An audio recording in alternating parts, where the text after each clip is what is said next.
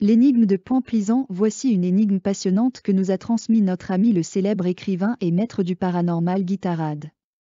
Cette énigme, qui n'a encore jamais pu être résolue, touche de près au phénomène OVNI mais aussi au phénomène du temps. Lorsque vous aurez lu ce passionnant article de Guy Tarade, lisez ensuite en bas de page le commentaire que nous avons écrit sur ce sujet, les événements des Point Plisan, une énigme jamais résolue, entre novembre 1966 et décembre 1967. La petite ville de Point Plisan, Virginie-Occidentale, USA, fut le théâtre de mystérieux phénomènes. Certains les attribuèrent à des extraterrestres, d'autres à des entités fantomatiques, des sortes de transparents venant annoncer de funestes présages. Des silhouettes hantaient les habitants et annonçaient avec plusieurs jours d'avance des faits qui se déroulaient immanquablement. Tous ces augures fatals se déroulaient exactement comme ces fantômes les avaient prédits. Le malheur et la peur régnèrent sur la cité. De nombreuses et sérieuses enquêtes conclurent à la réalité de ces manifestations engendrées par des intelligences d'une autre dimension. De nombreuses personnes n'ont pas oublié cette terrible période. Sous l'égide de Mark Pellington, en 2002, un film relata ces faits. Lors du tournage de La Prophétie des Ombres, même Richard Gere, qui incarna John Klein, un journaliste au Washington Post dont la femme disparue tragiquement avait évoqué ces étranges silhouettes, fut frappé par les incidents paranormaux qui se déroulèrent pendant les prises de vue. Certains lieux semblaient encore hantés par ces ombres néfastes. Il y a maintes observations, maintes remarques à faire à propos de telle hantise. Une interrogation se pose naturellement à nous, pourquoi pendant plus de 13 mois, Point Plisan est-elle devenue le carrefour de deux mondes? Comment la prévision même de l'avenir a-t-elle été possible? Le grand physicien Eddington nous l'a sans doute expliqué. Lorsqu'il écrivait, les événements ne se produisent pas, ils sont en place et nous les rencontrons inéluctablement suivant notre ligne d'univers, un étrange fait divers, nous avons la curieuse faculté d'oublier les faits qui nous dérangent. La catastrophe du Silver Bridge, à Point Plisan, en 1967 en est la preuve formelle. Ce pont suspendu de 250 mètres de long qui reliait l'Ohio à la Virginie occidentale s'est en effet écroulé le 15 décembre de cette année-là. Fatigue structurelle. Comme l'ont déclaré les experts, au moment du drame, le pont était encombré de véhicules bloqués dans un embouteillage consécutif aux achats de Noël. Une quarantaine de personnes trouvèrent la mort dans ce drame. La nouvelle bouleversa l'Amérique. Parmi les victimes, plusieurs avaient déclaré, au cours des mois précédents, avoir observé des ovnis dans la région. Des ovnis mais aussi une étrange créature baptisée Mothman, l'homme phalène, autour de Point Plisan.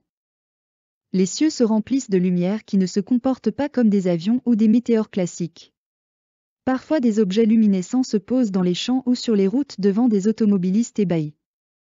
Et c'est alors qu'intervient un phénomène beaucoup plus troublant. Les habitants commencent à rapporter avoir aperçu une étrange créature, une sorte d'oiseau qui tient plus du ptérodactyle que de la perruche d'appartement. Bien entendu, les autorités locales gardent le plus grand silence sur ces faits et restent muettes. Sur ces entrefaites, un journaliste de New York, John Keel, apprend par James Mosley, le rédacteur du bulletin sous-coupiste Sauce News, que des événements étranges se déroulent à Point Plisan. Keel a alors 36 ans et une carrière de journaliste et d'écrivain derrière lui. Depuis son enfance, il s'intéresse au paranormal et a bourlingué à travers l'Orient sur les traces des mystères de l'Égypte et du Tibet. Son livre intitulé « Jadoo » a eu un énorme succès lorsqu'il débarque dans la petite ville de Virginie occidentale. Qu'il découvre que la presse locale n'a rapporté aucun événement étrange. Quant à la police, elle n'est au courant de rien. Apparemment du moins. Car, en discutant avec Mary Heer, la correspondante de l'Associated Press et du Messenger dans l'Ohio, un journal très lu à Point Plisan, John Keel retrouve de nombreux témoins d'apparitions mystérieuses ayant décidé de garder le silence. Alors les cas d'observation d'OVNI s'accumulent dans ces dossiers. Mis en confiance par Mary Heer. Ces témoins livrent sans plus de réticence leurs expériences. La région semble effectivement soumise à un survol soutenu de mystérieux engins en goguette. Mais ce n'est pas tout, deux couples relatent la façon dont ils se sont retrouvés nez à nez avec une incroyable créature, dans une zone industrielle hors de la ville. Un couple d'adolescents décrit sa frayeur en se voyant assaillis par une créature ailée tandis qu'ils batifolaient à l'arrière de leur voiture au départ. Qu'ils pensent être sur la piste d'un oiseau de grande taille. Dans le meilleur des cas, l'affaire concernerait la cryptozoologie, étude des animaux énigmatiques comme le monstre du Loch Ness. Mais il découvre rapidement que les observations de la créature et les coïncidents avec celles d'ovnis classiques dans la ville. On commence à noter la présence de mystérieuses Cadillacs noires conduites par des personnages vêtus de costumes aussi sombres. Des pseudo-agents de recensement contactent des témoins. Leur visage, aux traits orientaux, est anormalement bronzé. Rappelons que nous sommes en 1966 et que les habitants de Point-Pleasant n'ont donc pas vu Men in Black au cinéma. Pour corser l'affaire, les témoins commencent à recevoir de mystérieux coups de téléphone. À l'autre bout de la ligne, une voix leur débite d'incompréhensibles messages à toute vitesse, comme une bande son passée en accéléré. Ainsi John qu'il se retrouve accusé d'avoir appelé un témoin qui prétend lui donner des nouvelles de son épouse alors qu'il n'est pas marié. Le reporter fait alors une autre curieuse découverte. Poursuivant son enquête, il constate qu'il existe une seconde catégorie d'observateurs qu'il va baptiser du nom évocateur de contactés silencieux. Des individus qui ont eu des expériences peu banales avec des soucoupes volantes et leurs occupants, mais ont choisi de se taire. C'est alors que certains révèlent avoir reçu des présages pour le futur. Qu'ils tentent de donner un sens aux messages qu'ils ont obtenus sur des événements devant se dérouler dans le futur proche.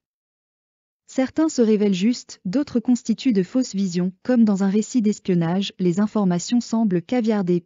Marie dans un songe se voit nageant au milieu de paquets de cadeaux. Qu'il prend la chose au sérieux et s'attend à une catastrophe nationale pour le 15 décembre. Mais il fait fausse route et, après avoir cru que le problème concernait l'usine chimique implantée sur les rives du fleuve, il s'imagine que la nation va être plongée dans l'obscurité au moment de l'illumination du sapin de Noël de la Maison Blanche. Lorsqu'il apprend l'écroulement du Silver Bridge, il comprend enfin la signification du rêve de Marie. Seulement il est trop tard, que penser des événements de Point-Pleasant? Cette région de Virginie occidentale a-t-elle été envahie par une forme de vie inconnue? Il est bien difficile de répondre de manière univoque à une telle question. Peut-être faut-il nous demander si dans un premier temps nous aurions vu les mêmes choses que les témoins de Kiel, les indécises frontières des Eularilith. Cette prophétie des ombres nous remet en mémoire un curieux fait divers qui eut lieu en 1939 dans la petite ville d'Owensville, Indiana, USA. Un matin, les habitants du lieu découvrirent, tracés en lettres capitales sur leur trottoir, ces mots « Remember Pearl Harbor. Le bombardement japonais de l'U.S. Navy n'eut lieu que 2 ans plus tard jour pour jour. » Nul cartésien ne peut actuellement expliquer ce phénomène. Pouvons-nous parler de hasard? Certainement pas. Il faudrait d'ailleurs avant toute interprétation se mettre d'accord sur le mot hasard. Les mathématiciens suisses 1707 à 1783 a démontré en 1744 une symétrie dans les calculs de probabilité lourde de conséquences. Toute évolution est gouvernée conjointement par une cause efficiente 6 dans le passé et une cause 6 dans le futur. Dans ce cas, une deuxième source du hasard a pour origine la prédiction d'un avenir inconnu pour nous, mais déterminé par une cause invisible qui pourra par exemple être engendrée par une intelligence d'un monde parallèle.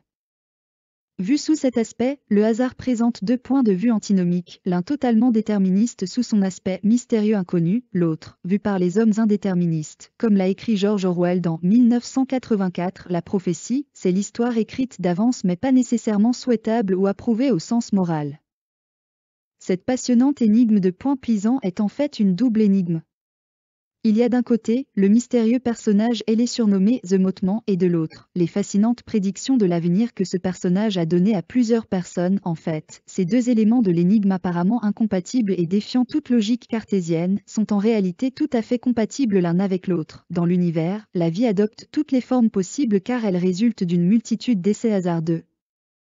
De longues lignées de mutations aléatoires qui permettent aux créatures les plus étranges d'apparaître et d'évoluer vers l'intelligence et la civilisation. The Mothman est probablement l'une de ces créatures intelligentes venues sur Terre à la rencontre des hommes afin de tenter de communiquer avec eux d'une façon qui nous semble bizarre, étrange, illogique, incompréhensible. Cette créature qui était probablement multiple.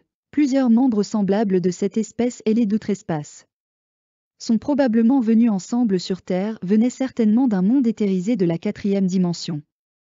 D'innombrables mondes se sont éthérisés dans l'univers et, dans le futur, la Terre connaîtra l'éthérisation elle aussi car il s'agit d'un processus évolutif universel. En effet, lorsqu'une planète qui porte la vie est suffisamment avancée dans ses cycles évolutifs, sa fréquence vibratoire fondamentale, résonance de Schumann, s'élève progressivement jusqu'à atteindre le seuil critique où toute sa biosphère bascule dans la 4e dimension à travers un vortex, pour continuer son évolution dans un espace à 4 dimensions, longueur. largeur, épaisseur étant au sein d'un autre univers cosmique, sur une autre planète. Voir notre page, l'élévation vibratoire de la Terre et mes livres sur les autres mondes dans les autres dimensions ci-dessous. Si ces créatures ailées sont bien venues d'un monde éthérisé, alors prédire l'avenir est, pour elles, presque un jeu d'enfant. En effet, lorsque le temps fait partie de la matière vivante comme quatrième dimension ajoutée aux trois autres dimensions, longueur, largeur et épaisseur, on vit totalement dans le temps.